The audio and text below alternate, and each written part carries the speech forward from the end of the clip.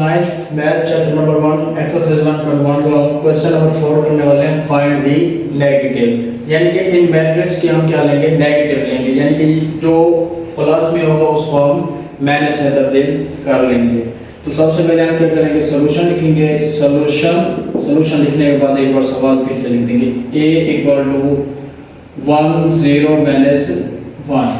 ठीक है, उसके बाद हम क्या करेंगे कि हमने नेगेटिव का इस मैट्रिक्स का के साथ साइन लगा देना है।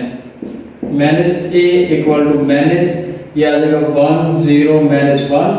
ठीक है, उसके बाद हम जो है ना इस माइनस को अंदर क्या करवा देंगे, मल्टीप्लाई। तो ये आ जाएगा माइनस ए इक्वल टू ये 1 प्लस के किसका हो जाएगा, माइनस का। तो ये माइनस का 1 0 वैसे का वैसे, ये माइनस माइनस प्लस, तो ये इसका जो है ना नेगेटिव आ गया है। ये सी का जो है हम नेगेटिव मैट्रिक्स लेंगे। ठीक है, तो ये हम सबसे पहले क्या करते हैं, सॉल्यूशन लिखते हैं। सॉल्यूशन के बाद सवाल एक बार फिर से, c इक्वल टू 2 6 3 और 2।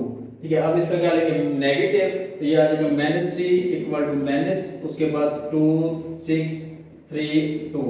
ठीक है, उसके बाद जो है ना माइनस को अंदर क्या करवा देंगे, मल्टीप्लाई। ये माइनस सी इक्वल टू ये अंदर मल्टीप्लाई हो जाएगा, तो ये माइनस का 2, उसके बाद ये माइनस का 6 और ये माइनस का 3 और ये माइनस का 2। यानी कि जितने भी साइन प्लस के वो माइनस में तब्दील हो जाएंगे। तो ये इसका आंसर है। अब क्वेश्चन नंबर इसका अगला करने वाले हैं।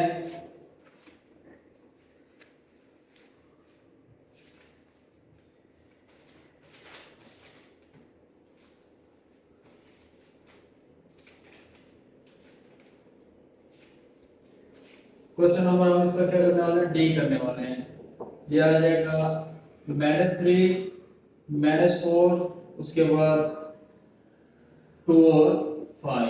ठीक है, ये आ जाएगा माइनस का डी इक्वल टू -3, उसके बाद 2 -4 और 5। ठीक है, अब इसको अंदर मल्टीप्लाई करवा देंगे। ये माइनस का तो किसका हो जाएगा, प्लस का। ये प्लस का है तो माइनस का, ये प्लस का है तो माइनस का है तो प्लस का, और ये प्लस का है तो माइनस का।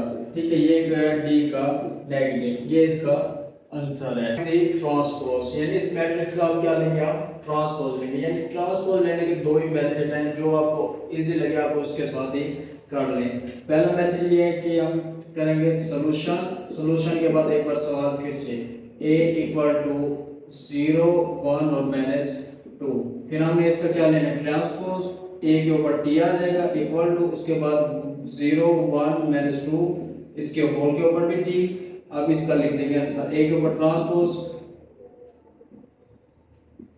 उसके बाद ये आ जाएगा 0 1 -2। यानी जो कॉलम होगा उसको रो में तब्दील कर देंगे और जो रो होगा उसको कॉलम में। अब इसका दूसरा मेथड करते हैं। दूसरा है कि सॉल्यूशन के बाद हम लिख देंगे a इक्वल टू 0 1 -2, उसके बाद इसके ऊपर ट्रांसपोज दे देंगे, a का ट्रांसपोज 0 1 -2। ठीक है, ये इसका दूसरा मेथड है। सॉल्यूशन लिखेंगे। सॉल्यूशन लिखने के बाद सबसे पहले इसका सवाल लिखेंगे।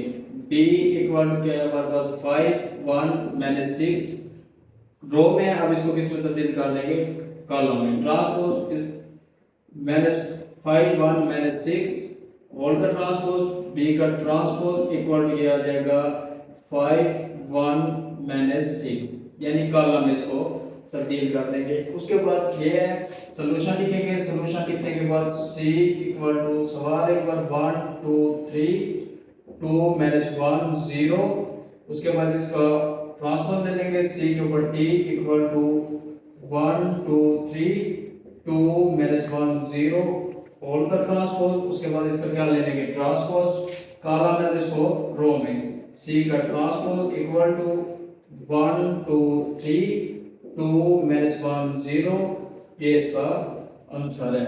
अब d का ले लेंगे, d इक्वल टू 2 0 3 5, d का ट्रांसपोज 2 0 3 5 होल का ट्रांसपोज, उसके बाद d का ट्रांसपोज इक्वल टू ये आ जाएगा 2 0 3 5, ये इसका आंसर है। क्वेश्चन नंबर 5 है, वेरीफाई करेंगे यानी कि ए का ट्रांसपोज लेंगे फिर उसके होल का ट्रांसपोज लेंगे, जवाब हमारा ए आना चाहिए। यानी इसका ट्रांसपोज लेंगे फिर इसको होल का ट्रांसपोज लेंगे तो जवाब हमारा ये बताना चाहिए। सॉल्यूशन लिखेंगे, सॉल्यूशन लिखने के बाद सवाल ए का ट्रांसपोज और होल का ट्रांसपोज इक्वल टू ए।